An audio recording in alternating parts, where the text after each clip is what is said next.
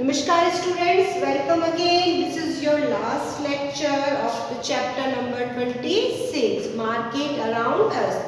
In live class we have already discussed this all topics. So today I am revising the all chapter. Fine, with the two remaining topics. Fine.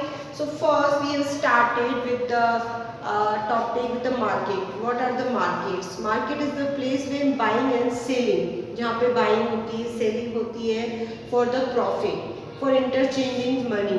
अब उसके लिए हम क्या करते हैं? Money पे करते हैं और गुड्स को एक्सचेंज करते हैं. It is the place where these activities done, जहाँ पर ये सारी एक्टिविटीज होती है. It is the market. Now what are the two types of market, especially in India? Retail and wholesale. Retail market and wholesale market. Now next topic which we have discussed about the functions of the retailer. कि जो retailer है, जो shopkeeper है, जो भी चीजें बेच रहा है, different item. So what functions he and she do? वो क्या क्या करते हैं ऐसी चीजें जिससे जो है कस्टमर है, कंज्यूमर उसके पास आए और उसे चीजें खरीदें. बहुत सारी चीजों को उसे ध्यान रखना पड़ता है. बहुत सारे पॉइंट हमने डिस्कस किए. Then we discuss about the types of retail stores. कितने टाइप के रिटेल स्टोर्स है? देखिए इसमें हमने बहुत सारे टाइप्स के रिटेल स्टोर्स किए हैं. इसमें सबसे पहला हमने किया था मोबाइल ट्रेडर्स जो घूम के सामान बेचते हैं. फिक्स शॉप्स रिटेलर जिनकी शॉप्स फिक्स होती है. देन वीकली मार्केट जो वीक में एक बार या दो बार लगाए जाते हैं. It's not permanent shops.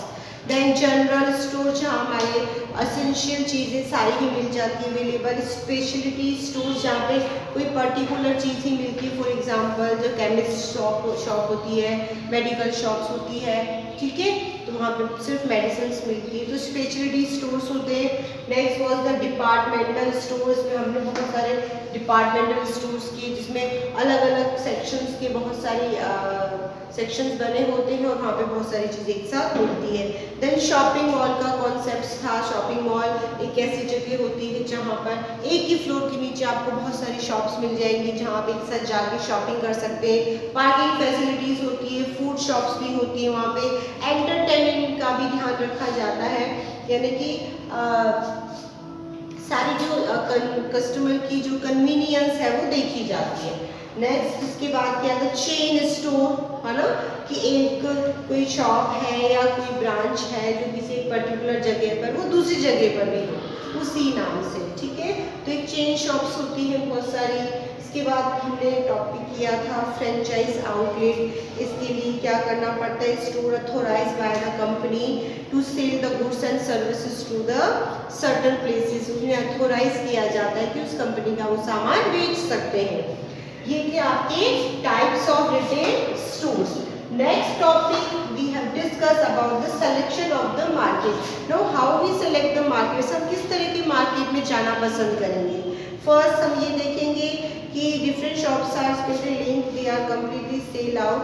अब यहाँ पर देखिए अवेलेबिलिटी ऑफ द प्रोडक्ट. हम उस जगह पर जरूर जाएंगे जहाँ पर वो चीज़ें हमें इजीली अवेलेबल हो या श्योरली वो चीज़ हमें वहाँ पर मिलेगी. नियर बाय होनी चाहिए, हमारे घर के आसपास होनी चाहिए. चीप यानी सस्ती चीज़ मिलनी चाहिए, बहुत महंगी नहीं मिलनी चाहिए. हमें वो क्रेडिट दे दे, उधार में भी सामान दे दे. हम उस शॉप को प्रेफर करेंगे कि हम सामान लेके कुछ दिनों बाद उसको पैसे वापस दे दें. और ऐसी जगह जहाँ पर जो प्राइस और क्वालिटी दो चीज़ों का ध्यान रखता है कस्टमर हमेशा. उसे प्राइस भी अच्छी मिले और उसको क्वालिटी भी अच्छी मिले, तो उन चीज़ों को वो प्रेफर करेगा. तो सिलेक्शन ऑफ मार्केट में ये सारी चीज़ें थी. Next was marketing of the produce by the farmer. Farmer किस तरह से मार्केटिंग करता है ये हमने लास्ट लेक्चर में डिस्कस किया था. किस तरह से वो जाता है मंडी में, किस तरह से जो वो अपनी जो ग्रेन्स है या जो भी प्रोड्यूस है उसे सेल आउट करता है. Today's topic is the role of the intermediaries. ठीक है, जो इंटरमीडिएट्स होते हैं जिनको कहते हैं दलाल, है ना, उनका क्या रोल रहता है इस प्रोड्यूस को बेचने में या फिर खरीदने में. अब देखिए वो तो एक ऐसा पर्सन होता है जिससे वो सामान खरीदना नहीं है, लेकिन जिसको वो चाहिए वो उसे अवेलेबल करवाता है. तो कहीं ना कहीं वो लिंक हो गया गया किसके बीच में, बायर और सेलर के बीच में। Intermediaries or dalal are also significant player in the process of helping farmer to selling their crops. वो farmer को help करता है उसकी सेल crops को सेल करने में। Then they do not always secure the interest of the farmers while negotiating the price of the produce and instead negotiate with the wholesaler on their own. अब वो farmer से भी करता है negotiate और वो wholesaler से भी करता है, यानी कि प्राइसेस को फिक्स करवाता है, इसमें उसका खुद का भी कुछ पार्ट रहता है। Often this is cost of denying fair price to the farmer. और अक्सर ऐसा होता है कि उन इंटरमीडिएटरीज की वजह से जो फार्मर्स है उसे वो अच्छा प्राइस, जो फेयर प्राइस मिलना चाहिए वो नहीं मिल पाता है sometime. Certain farmers relieve the several intermediaries during the sale of their produce. अब क्या होता है, इस तरह के फार्मर जिनके पास बहुत सारी क्रॉप्स होती हैं, ग्रेन्स होती हैं, वो इन इंटरमीडिएटरीज पर डिपेंड करते हैं कि वो उनकी फसल को बिकवाते हैं, उन्हें पैसे दिलाते हैं, तो उनका जो फेयर प्राइस उनको प्रॉब्लम आती है। This leaves them with the slim profit margin at the end of the entire process. और जब उनका सामान बिक जाता है, वो खरीद लेता है, उसके बाद कुछ अमाउंट उसको दिया जाता है उसके काम के बदले। Nowadays, entry of the private companies into the dominate of the intermediaries is introduce a change in the entire process.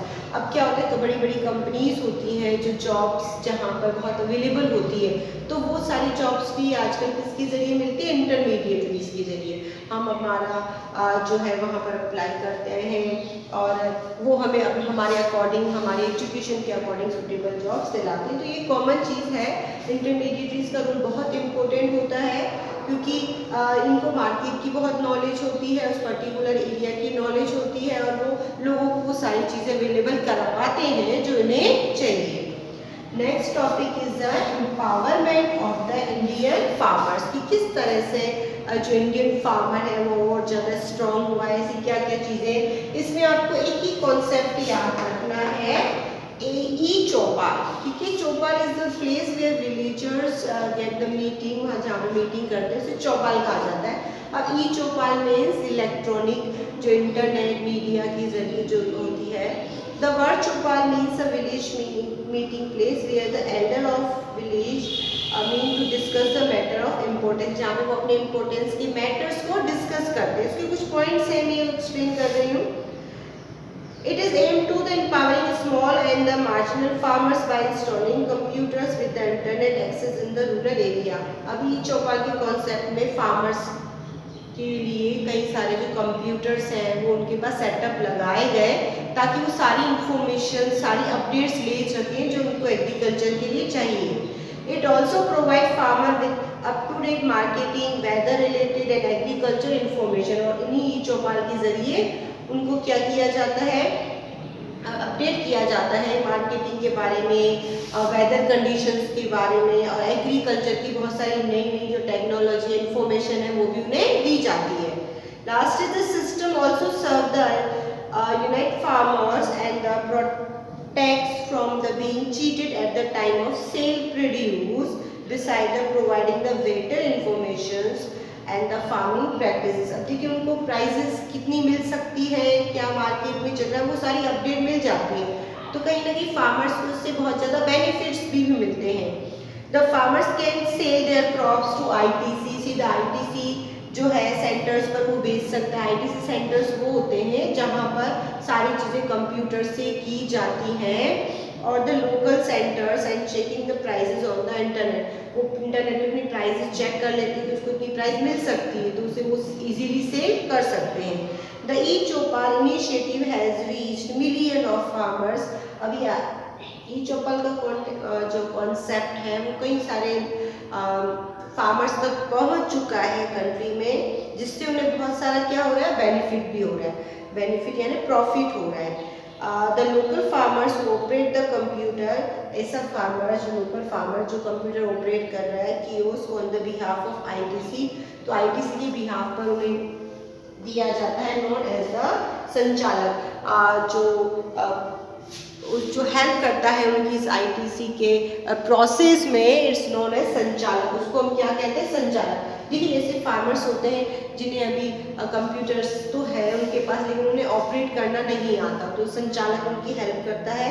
A computer is provided at his and her house, उसको एक कंप्यूटर प्रोवाइड किया जाता है और उसके साथ internet connection भी दिया जाता है। Then operative via either telephone और सैटेलाइट के जरिए वो उसे ऑपरेट करता है। He and she bear the initial expenditures of the system, उसका जितना भी खर्चा आता है वो फार्मर पे करता है। The latter earn the fee running to the entire system, पहले वो उसका यूज़ करता है और उसकी फी वो बाद में दे सकता है, यानी कि उसको सारा जो सिस्टम है ऑपरेट करने की परमिशन दी जाती है कुछ टाइम के लिए। Next is the farmers knowledge is transmitted to the agriculturists, they can buy seeds, fertilizers। अब देखिए उनको सारी नॉलेज होती है, सीड्स, फर्टिलाइजर, आजकल हर चीज़ अवेलेबल होती है नेट पर भी, वो कुछ भी उसमें से खरीद सकता है। तो it is about the empowerment of the Indian farmers. अभी हमारा जो नया फार्मर एक्ट भी चल रहा है कि कौन सा लॉ आया है, उसको आप स्टडी करिए, उसमें फार्मर्स के लिए क्या बेनिफिट है, क्या क्या ऐसी चीज़ें हैं जो फार्मर नहीं चाहते हैं, वो उन सबको डिस्कस करें, चीज़ों को पेपर में पढ़ें। डेली न्यूज़पेपर में आ रहा है, हमारे सराउंडिंग ये सारी चीज़ें हो रही है ना, तो इसको अपडेट करिए। मैंने वैसे आपको काफ़ी चीज़ें लाइव क्लासेस में एक्सप्लेन की है इस एक्ट के according. So this is about your chapter. Now I am sending, मैं सेंड करूँगी आपको जो PDF of the question number 5 book में किए हैं। So you will do the question number 5. Your chapter is over. Now we will meet with the next chapter. Thank you and have a nice day.